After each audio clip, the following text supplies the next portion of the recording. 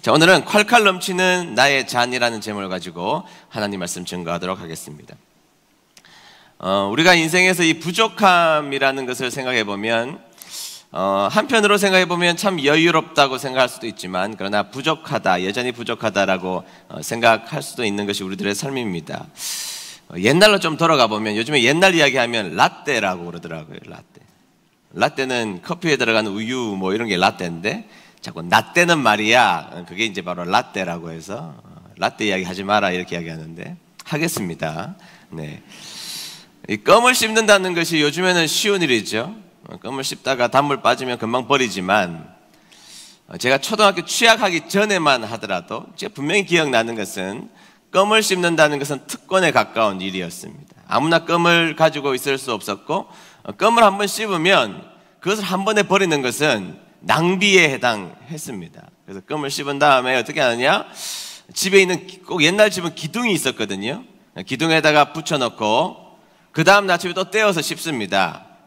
엄마 껌도 있고 아빠 껌도 있고 누나 껌도 있는데 정확하게 자기 껌을 알아볼 수 있습니다. 위치가 다르니까요. 높이가 다르기 때문에 정확하게 알아차릴 수가 있습니다. 월남방망이라고 아시나요? 사탕 가운데, 네, 사탕인데 이렇게 막대 사탕을 우리 동네에서는 월남방망이라고 그렇게 불렀는데 기억하실는지 모르겠습니다.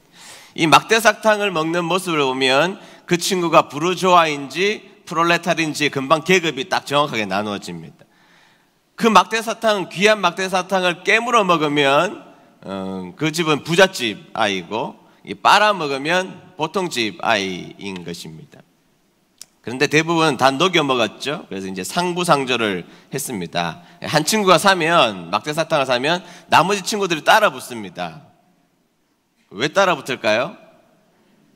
그렇죠. 한 입만 달라고 따라 붙게 됩니다. 그러면 친한 친구들이 모여서 한 입 딱 먼저 산 사람이 물고 나서 친한 친구들에게 자, 한번 이렇게 두 번 하면 안 됩니다. 한 번. 두 번 했다가 멱살 잡히는 일이 발생하게 되죠. 그렇게 해서 나눠주는 일들이 있었습니다. 부족했다는 것이죠. 집에 가장 준비해야 될 것들이 뭐냐면 초와 성냥이었습니다. 요즘엔 1년에 정전 한 번 되는 것을 보는 것이 어려운 시대이잖아요. 저는 요즘에 1년에 한 번 정전 보는 것도 굉장히 어려운 시대인데, 옛날에는 정전이 뭐 수시로 일어나게 되었습니다. 불이 딱 꺼지면 금방 켜지지가 않습니다. 그럼 어떻게 해야 합니까? 뭐 창고나 비상품 보관하는 곳에서 초와 성냥을 가져다가 촛불을 켜놓고 몇 시간을 기다려야 겨우 불이 들어오던 시절이 있었던 것이죠. 부족했다는 것입니다. 그런데 이런 부족함은 견디면 되는데요, 옛날에 졸업식에 우리 그 누나들, 형들은 참 많이 울었습니다.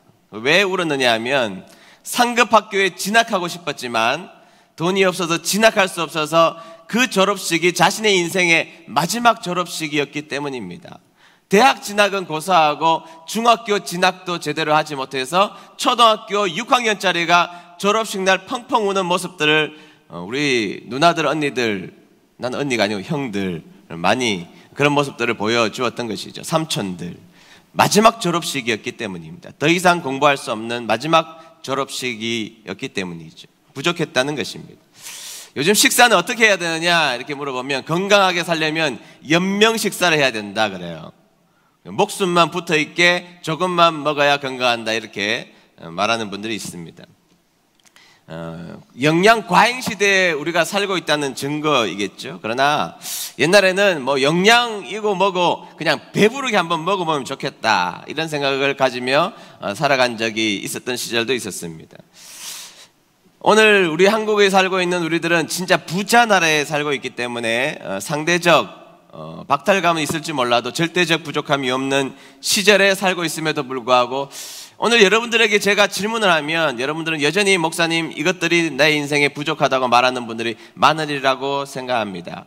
글쎄요, 우리나라의 국민소득이 10만 불이 넘어서도 우리는 여전히 부족하다고 이야기하는 우리들의 모습이라면 오늘 5절이 주시는 말씀 앞에 한번 다시 서볼 필요가 있다고 생각이 듭니다. 그래서 오늘 23편 5절이 주는 세 번째 메시지가 무엇인지를 한번 살펴보도록 하겠습니다. 자, 첫 번째, 부족한 인생을 넘치는 인생으로 바꾸어 주시는 하나님이시라는 겁니다. 다 같이 읽어봅니다. 시작. 부족한 인생을 넘치는 인생으로 바꾸어 주시는 하나님. 네, 좀 복습 차원에서 한번 좀 첫 번째 대지는 살펴보면 좋겠는데요. 지금 시편 기자는 다윗이라는 것을 여러분들이 너무 잘 알고 있습니다. 자, 그는 부족한 인생으로 이 땅에 던져진 사람입니다. 그의 아버지 별 볼 일 없는 사람입니다. 집안 식구들이 양이나 쳐야 하는, 가장 천민의 직업에 해당하는 양이나 쳐야 하는 흙수저 집안에 태어난 사람이 다윗이었던 것이죠. 당연히 직업은 목동이었기 때문에 가장 천한 직업군 속에 속해 있는 사람, 아무도 인정해 주지 않는 사람, 그 사람이 다윗이었던 것입니다. 뭐 가정에서 대우가 좋았습니까? 아버지는 못난 놈이라고 했고 형제들은 항상 비웃고 여러 가지 이유로 비난과 꾸지름을 받는 자리에 있었던 사람이 다윗이었습니다. 밖에서는 인정 못 받아도 대체적으로 가정에서는 인정받기 마련인데 가정에서도 인정받지 못하는 사람이 다윗이었던 것이죠. 골리앗을 죽이고 반짝 스타가 되긴 했으나 그러나 10년 이상 도피자의 삶을 살면서 인생의 가장 밑바닥을 그 누구보다도 처절하게 경험했던 사람이 다윗임을 우리는 잘 알고 있지 않습니까? 아둘람 동굴에 도망갔더니 사람들이 모여들기 시작했습니다. 멋진 사람들, 능력 있는 사람들, 그런 사람들이 모여들어서 그런 사람들과 함께 재기하고 싶었으나 모여드는 사람이라고는 빚진 자들, 원통한 자들, 아픈 자들, 그런 사람들, 세상에 온갖 실패를 한 사람들이 아둘람굴에 모였기 때문에 더 이상 희망도 찾지 못했던 부족한 인생으로 살았던 사람이 다윗이었던 것이죠. 잘 알고 계시죠? 그런데 그의 인생은 감히 그 누구도 누릴 수 없는 축복을 누렸던 사람입니다.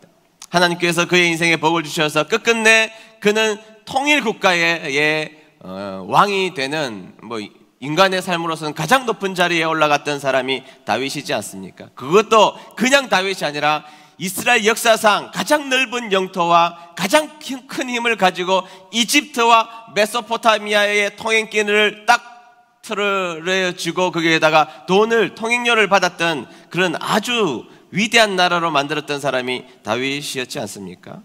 더불어 하나님 마음에 합한 자까지 되었으니 얼마나 다윗의 인생이 고귀한 인생이 되었을까요?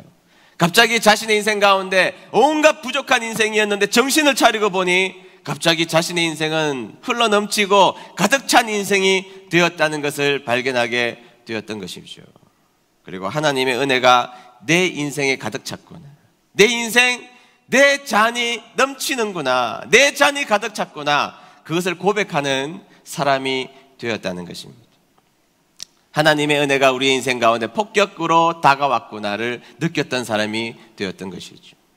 여러분들은 어떠신가요? 저는 여러분들은 저를 잘 몰라도 저는 저를 잘 압니다만 먹는 모습이 너무 많고 여러분들 앞에서 이렇게 설교를 지속적으로 할 수 있다는 것도 감히 상상할 수 없는 시절이 있었습니다. 여러 가지 부족하고 건강도 부족하고 힘도 부족하고 더 이상 살 용기도 부족했던 사람이었지만 지금 시간이 너무 많이 지나서 살펴보니 여러분들 앞에서 하나님이 살아계시다고 이렇게 복음 전하는 자로서 쓰임받는 이 본질적 한 가지 사실만 봐도 저는 제 스스로에게 내 잔이 넘쳤구나. 어느 날 앞에 이렇게 앉아있는데 찬양이 한 곡 들리는데 그 찬양을 듣고 제가 막 울었던 기억이 있습니다. 저를 보았거든요. 부족한 자에게 넘치는 은혜를 채워주신 하나님을 만났기 때문이라는 것이죠. 하나님이 어떤 분이시냐? 부족함이 우리 인생에 많이 있지만 그 부족함을 채워주시는 분, 그분이 우리가 믿는 하나님이신 줄 믿습니다. 그분 만나는 여러분 되시기를 주의 이름으로 축원합니다. 자, 두 번째, 첫 번째는 복습의 차원이라면 이제 두 번째부터 우리가 본격적으로 살펴보면 두 번째, 자비의 잔을 내 인생에 넘치게 하시는 하나님이시라는 것입니다. 다 같이 읽어봅니다. 시작. 자비의 잔을 내 인생에 넘치게 하시는 하나님. 네. 여러분들은 오늘 우리가 읽었던 말씀 가운데 내 잔이 넘치나이다, 이 넘친다가 무엇이 넘친다라고 여러분들이 생각하실지 모르겠지만 성경 인물들을 가만히 생각해 보면 무엇이 넘친다라는 것을 정확하게 설명할 수 있으리라고 생각합니다.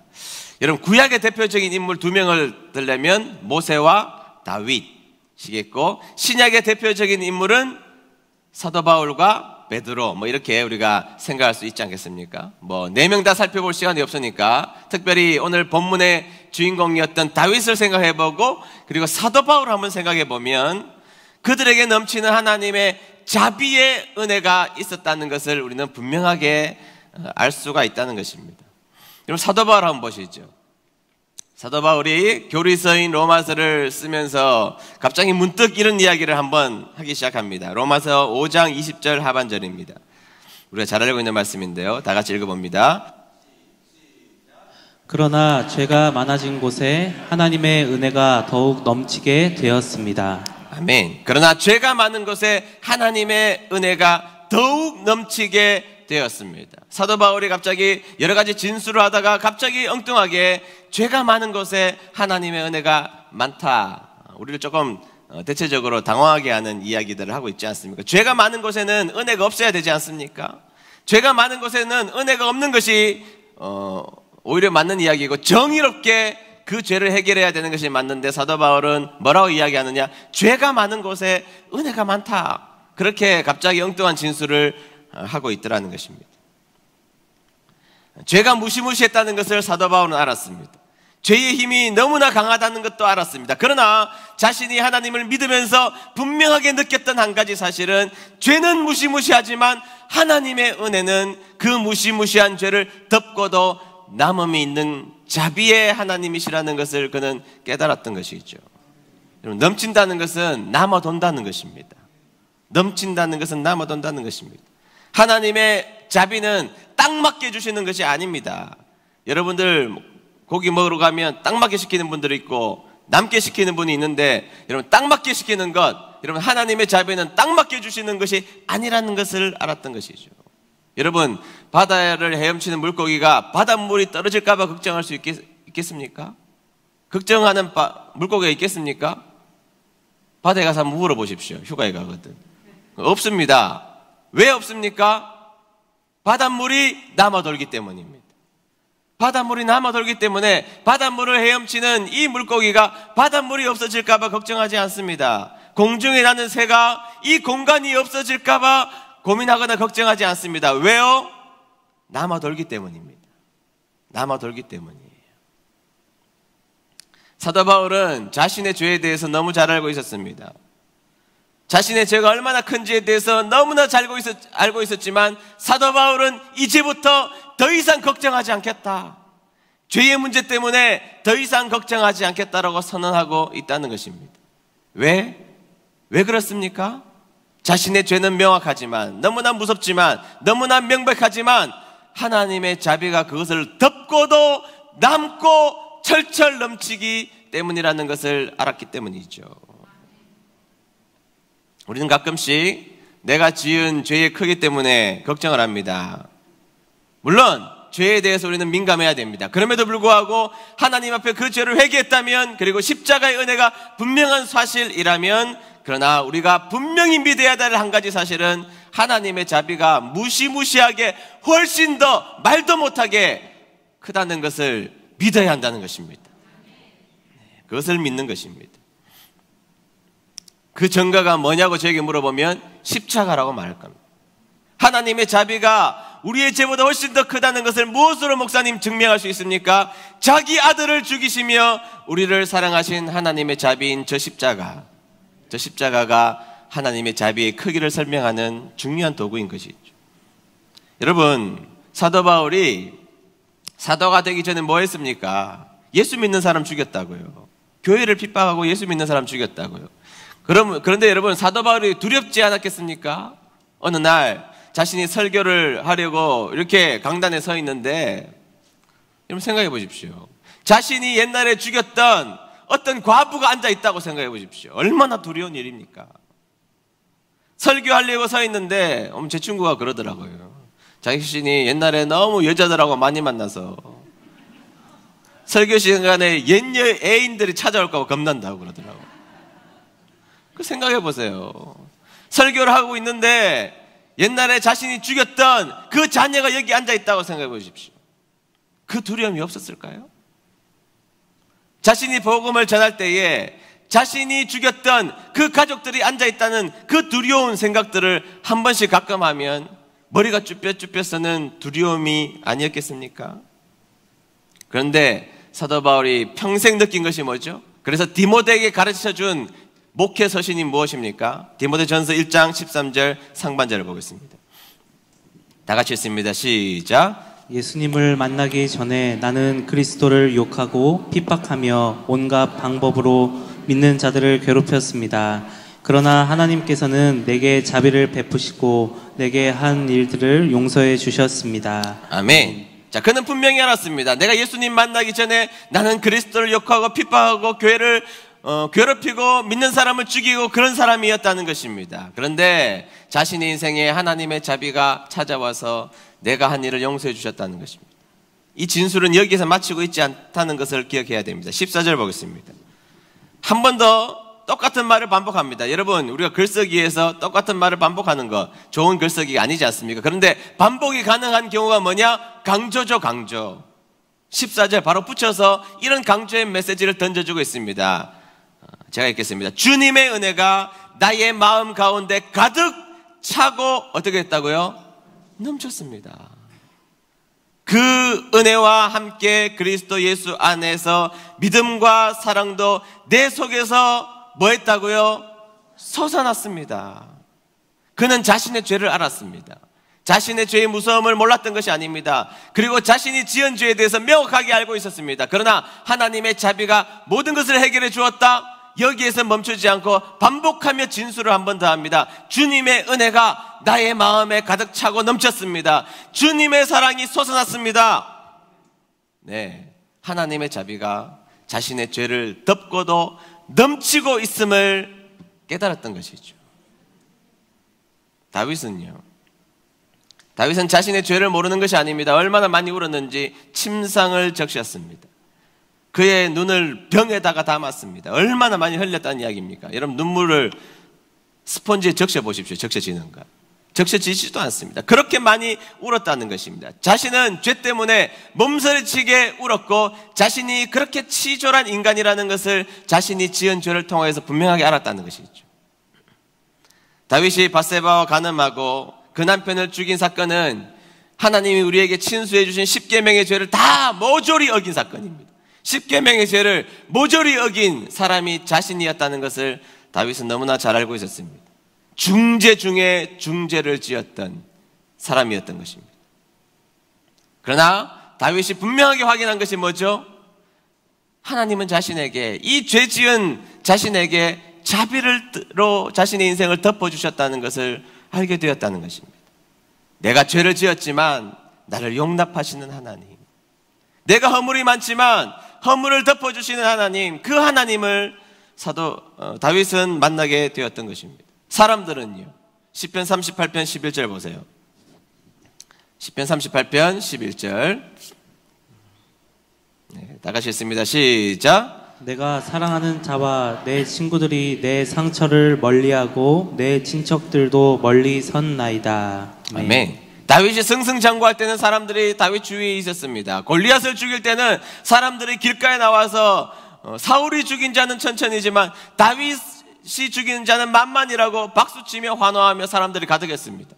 그런데 그의 인생이 아프자 육체가 아프고 정신적 고통을 당하고 여러 가지 어려움을 겪자 사랑하는 자와 친구들과 친척들과 가족들도 도망가 버리고 말았습니다. 아무도 죄 지은 다윗을 가까이 해주지 않았던 것입니다. 그러나 자신의 허물을 사람들보다 더 세밀하게 하시는 우리 하나님은 자신에게 자비의 잔이 넘치도록 채우고 콸콸 넘치도록 은혜를 베풀어 주셨다는 것입니다. 그래서 다윗은 자비를 느꼈던 것입니다. 주님, 내 인생을 정리하면서 내 인생을 되돌아보니 하나님이 부족함을 채워주셨습니다. 하나님, 그리고 죄 많은 내 인생에 이 자비의 잔을 콸콸 넘치게 채워주신 하나님을 찬양하고 있는 장면인 것입니다. 자비를 만나보셨습니까? 옛날 선생님들은 진짜 무서웠습니다. 무서웠죠? 레이저가 나갔습니다. 레이저를 다 쏘는 능력들이 계셨습니다. 네, 옛날 선생님들 무서웠는데 한번 했던 제가 이야기인 것 같은데요. 제가 초등학교 6학년 때 수업을 마치고 나서 주먹야구를 한 적이 있습니다. 믿거나 말거나 하지만 저는 주먹야구에 있어서만큼은 우리 반의 4번 타자였습니다. 안 믿어도 괜찮고 비웃어도 괜찮습니다. 역사적 사실이기 때문에. 증명하라고 하면 증명할 길은 없습니다. 네. 제가 이제 하고 나서 우리 학교 앞에서 주먹야구를 했습니다. 그냥 워낙 제가 잘 치기 때문에 제가 등장하고 주먹야구를 딱 쳤는데 너무 쫙 뻗어 나가는 겁니다. 일루 쪽을 향하여서 쭉 날아가는데 그만 날아가야 되는데 계속 날아갑니다. 워낙 잘 쳤기 때문에. 계속 날아가는데 더 이상 날아가면 안 된다. 여러분, 이게 급할 때 이게 슬로우 모션으로 지나가잖아요. 1학년 1반 창문을 향하여서 날아가는데 더 이상 날아가면 안 된다고 저는 외쳤지만 쭉 날아가서 1학년 1반 선생님이 있는 창문의 교실에 쾅 부딪히며 유리가 쨍그랑 하면서 깨져버리고 말았습니다. 뭐든지 너무 잘하면 안 됩니다. 쨍그랑 소리가 나고 깨지자마자 내 친구 놈들이 다 도망가고 없습니다. 저는 어땠을까요? 저도 도망갔습니다. 뭐 어떡하겠습니까? 일단 도망갔죠. 하교를 하고 집에 왔던 것입니다. 토요일 날 학교에 갔는데 그 선생님이 멀리서도 보여요. 왜냐하면 이렇게 머리가 벗겨지셔서 반짝반짝 거리시거든요. 멀리서도 너무 명확하게 보여서 그 선생님 근처에는 가지도 않고 피해서 도망을 갔습니다. 전날 한숨도 잠이 안 오더라고요. 근데 그 선생님을 만나서 이야기를 해야 되는데 그 선생님이 멀리서 보이자 선생님에게 도저히 갈 용기가 없어서 또 피해 갔습니다. 토요일 밤에 잠이 오지 않았습니다. 주일날 밤에도 잠이 오지 않았습니다. 도저히 안 되겠어서 제가 월요일 아침이 되어서 1학년 1반을 제가 조회를 마치고 찾아갔습니다. 가서 문을 열고 선생님에게 인사를 드렸습니다. 안녕하세요 선생님, 저는 6학년 2반 반장 최인선입니다. 자, 굳이 반장이라는 것을 밝히는 이유는 제가 비록 유리창을 깨고 도망갔으나 평소에는 품행이 방장하고 타의 모범이 되는 학생이며 온전히 실수로 기인하여 이 일이 벌어진 것이고 도망간 것은 우발적인 것에 불과한 것이니까 평소에 저의 모습을 바라보면 이런 일을 할 사람이 아니라는 것을 한 단어로 묶은 게 반장입니다. 그래서 6학년 2반 반장 최인선입니다.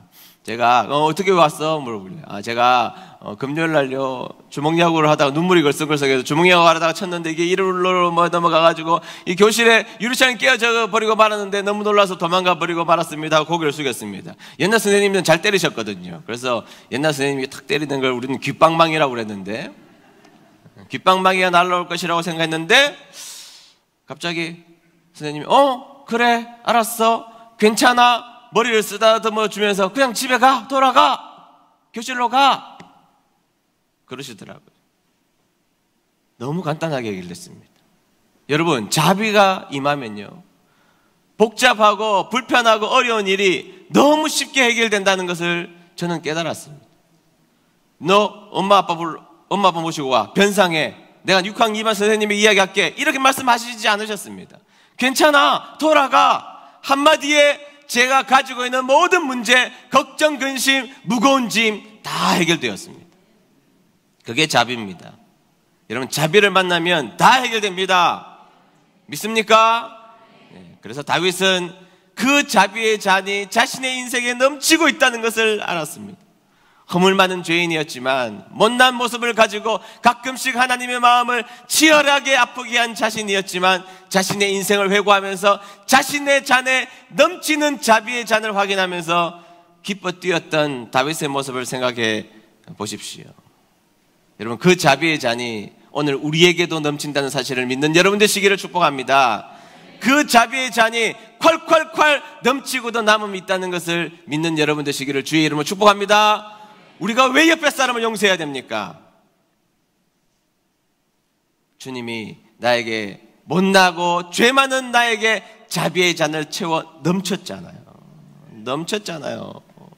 넘친 것은 혼자만 가지고 있으라는 게 아닙니다. 그 자비의 잔을 옆에 사람 도저히 용서하지 못할 그 사람에게도 자비의 잔을 나누어 주시는 여러분 되시기를 축복합니다. 마지막 세 번째 중요한 메시지는 나와 가까이 하고 싶은 하나님을 전하고 있다는 것입니다. 다 같이 읽어봅니다. 시작. 나와 가까이 하고 싶어 하시는 하나님. 네, 오늘 본문에 보면 주께서 내 원수의 목전에서 내게 상을 차려주시고 기름을 내 머리에 부으셨으니 뭐가 넘쳐요? 내 잔이 넘치나이다입니다. 여러분 시편 23편 5절의 자리가 어떤 자리냐면 지금 밥상의 자리입니다. 밥상의 자리. 어디 자리라고요? 밥상의 자리. 하나님께서는 잔치를 열어주시고 밥상의 자리에서 내 잔이 넘친다 이렇게 표현하고 있다는 것이죠. 이 부분을 정확하게 이해하려면 고대 근동 이스라엘의 문화를 정확하게 알아야 이 구절이 여러분들에게 어떻게 다가올지, 어떻게 다가오는지를 여러분들이 알 수가 있다는 것입니다. 자, 고대 근동에는 식사 자리가 마련됩니다. 이제 완전히 잔치를 열어놓고 그 식사를 준비한 잔치의 주인장이 잔을 채워주는 모습을 통하여서 자신의 의사를 표현한다는 것이죠. 잔을 채워주는 것으로 표현합니다. 어떻게 표현하느냐? 자, 여러분, 우리나라 문화도 그런 게 있잖아요. 잔을 채우라고. 지금도 채우시는 분들은 조금 덜 채우시길 바라고, 안 채우시길 바랍니다. 무슨 말인지 또 이렇게 하면 모르시는 분들이 계세요. 노골적으로는 표현하지 않겠습니다.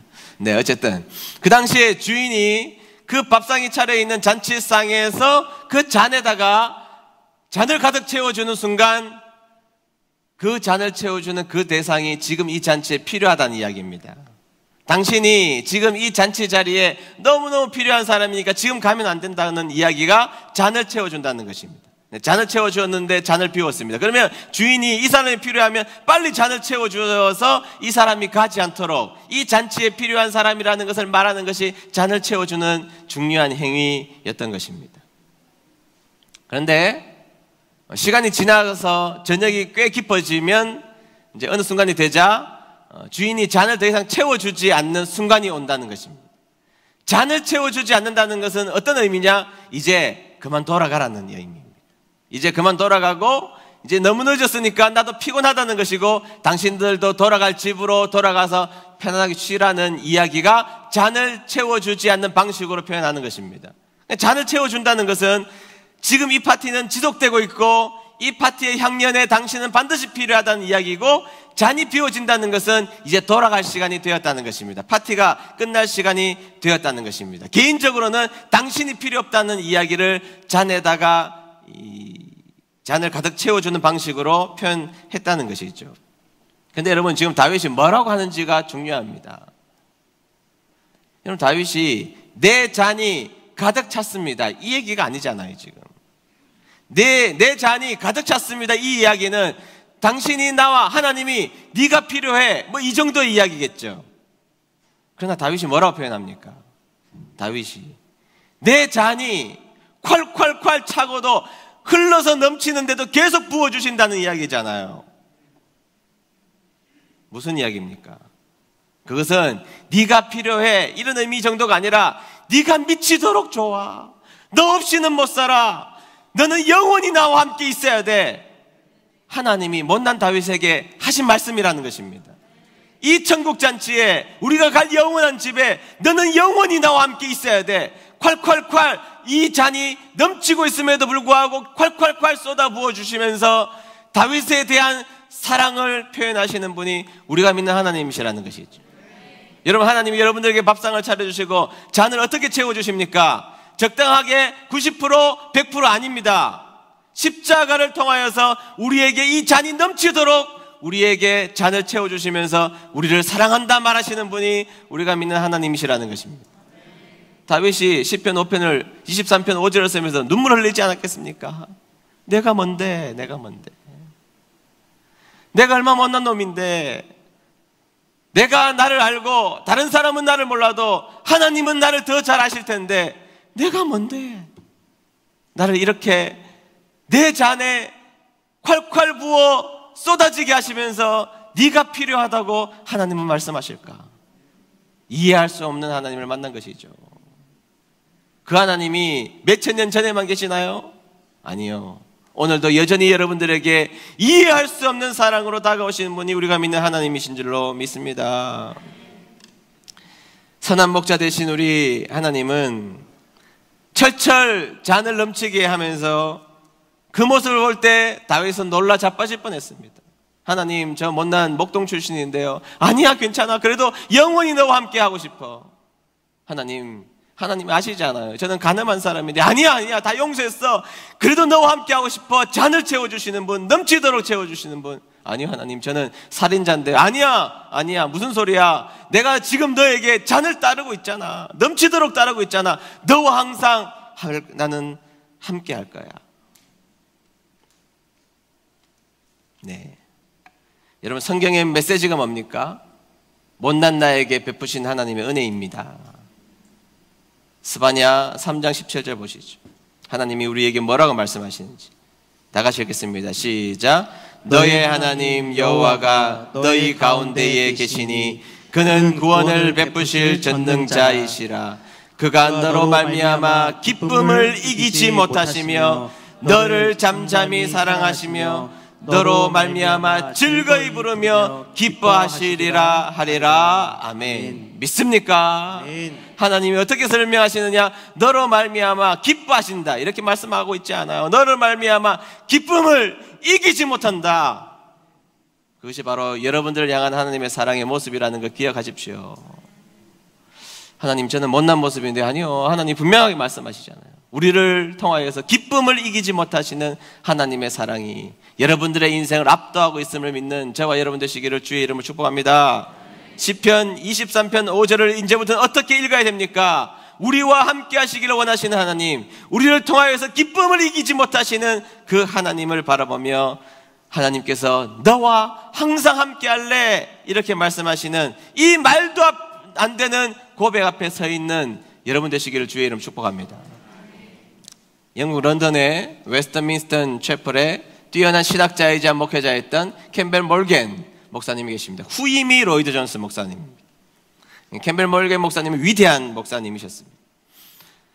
이 목사님의 커다란 즐거움 중에 하나가 매일 오후 저녁이 되면 자신의 딸과 함께 런던에 있는 하이드 파크를 산책하는 것, 딸의 손을 잡고 그 하이드 파크를 산책하는 것이 이 캠벨 몰겐 목사님의 아주 중요한 기쁨 중에 하나였습니다. 그런데 어느 날, 크리스마스가 가까워지는 어느 날 갑자기 딸이 자신에게 와서 놀라운 선언을 하기 시작했습니다. 그 선언이 뭐냐면 이유도 묻지 말고 일방적으로 선언을 한 것인데, 앞으로 며칠간 아빠와 산책을 할 수 없노라고 일방적 통보를 했던 것입니다. 캠벨 몰겐 목사님이 그 이야기를 듣고 섭섭했습니다.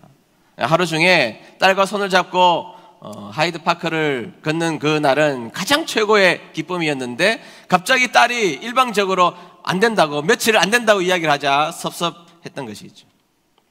그런데 크리스마스 날 아침에 그 이유를 알게 되었습니다. 사랑하는 딸이 성탄절 아침 자신이 손으로 직접 짠 슬리퍼를 짠 아빠 크리스마스 선물이야 하면서 가져왔던 것이죠. 아빠, 그리고 아빠와 산책하지 못한 이유는 아빠에게 크리스마스 선물을 하고 싶었는데 이 선물을 짤 시간이 부족했기 때문에 그 시간을 아끼느라고 그렇게 했던 것이야 하면서 딱 아빠에게 슬리퍼를 선물로 주었던 것입니다. 그때 캠벨 몰겐 목사님은 딸에게 이렇게 이야기를 했습니다. 사랑하는 딸아, 너무너무 고마워. 너무너무 기뻐. 이거 만드느라고 얼마나 고생 많았니? 그런데 말이야, 아빠는 이 슬리퍼보다 너와 함께 손을 잡고 산책하는 시간이 훨씬 더 좋단다. 저는 이걸 읽을 때 마음이 울컥했습니다. 여러분, 우리가 하나님, 제가 좀 성공하고 떳떳하게 하나님께 나아올게요. 그때 하나님 뭐라 그러실 것 같아요? 아니, 나는 네가 성공하는 거 원하지 않아. 아니, 그것도 원하겠지만 그러나 너는 네가 매 순간 예배에 나와서 나와 함께 예배 드리며 동거하는 삶이 훨씬 더 좋단다. 이 하나님의 마음이라고요. 하나님, 제가 그냥 교회는 안 다니는 거 아니잖아요. 제가 그냥 적당하게 예수님 믿고 나중에 크게 한번 하나님을 위해서 쓰겠습니다. 하나님 뭐라 그러실 것 같아요? 아니, 나는 그냥 너와 함께 하고 싶어. 너하고 있는 게 나의 기쁨이고, 기쁨을 이기지 못하는 너와 함께 하는 것이 나의 기쁨인데 어딜 가려고 해? 그거보다 훨씬 더 중요한 것은 너와 동행하는 삶이야. 우리 하나님의 마음을 알아들어야 하지 않을까요? 여러분, 하나님의 마음을 알아들어야 하지 않을까요? 여러분들과 함께하고 싶은 하나님의 마음을 알아들어야 하지 않을까요? 이제 하나님과 그 동행하는 삶을 아름답고 귀하게 살아가는, 여러분들 향해서 기쁨을 이기지 못하는, 잔을 차고 낭비하면서까지 네가 필요하다고 말씀하시는 그 하나님과 동행하는 삶을 살아가는 저와 여러분 되시기를 주의 이름으로 축복합니다. 우리 찬양 부르겠습니다. 예수 늘 함께 하시네. 우리 말씀 생각하면서 찬양 부르도록 하겠습니다.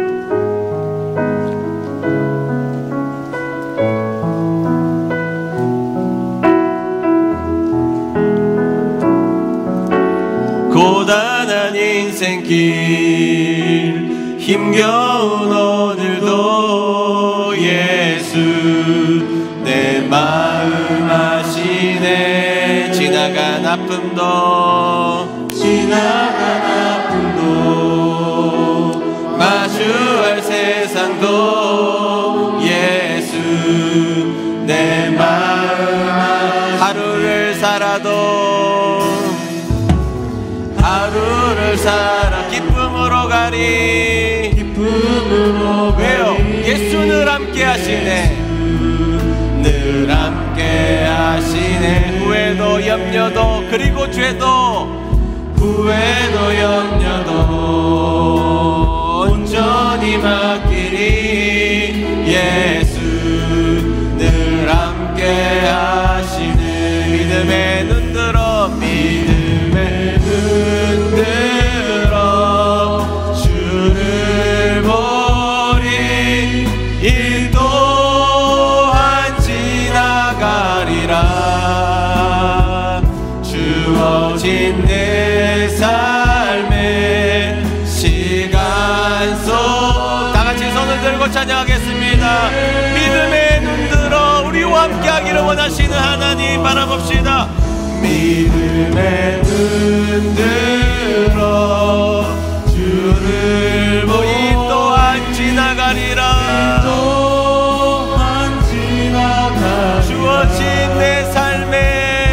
주어진 내 삶의 시간 속에 마지막으로 믿음의 눈 들어 우리와 함께 하시기를 원하신 하나님을 바라보겠습니다. 믿음의 눈 들어 주를 이 또한 지나가리라. 주어진 내 삶의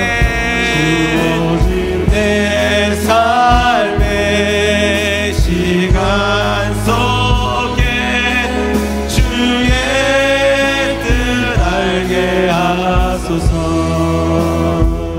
우리 머리 숙여서 기도할까요? 네. 부족한 삶이죠. 우리는 날마다 어떤 것에 대한 갈구 속에 살아가고 있는 사람들입니다. 그러나 오늘 우리의 신앙의 선조의 아름다운 고백을 여러분들은 들었지 않습니까? 그는 수없이 부족하다고 말할 수 있는 자격이 있었지만 그와 깨달은 한 가지, 결국은 내 잔이 넘친다라는 고백을 하고 있다는 것입니다. 나를 지키시는 하나님, 수많은 죄 가운데서도 자비로 우리를 지키신 하나님을 보았기 때문인 것입니다. 다윗이 감동한 것은 못난 내 앞에 잔을 넘치도록 콸콸 부으시며 자신을 향해 기쁨을 이기지 못하시고 우리와 함께 하시기를 원하시는 하나님을 만났을 때에 느끼는 그 감동을 잊을 수가 없어서 시편 23편 5절에 적어놓은 것입니다. 우리와 함께 하기를 원하시는 하나님. 이런 그 마음 너무 몰라드린 것 아닙니까? 우리가 그 마음 알아들어야 하지 않을까요? 네, 우리가 너무나 부족하고 못났을지라도 나와 함께 하고 싶어 하시는 그 하나님을 이제 좀 알아드리도록 하죠.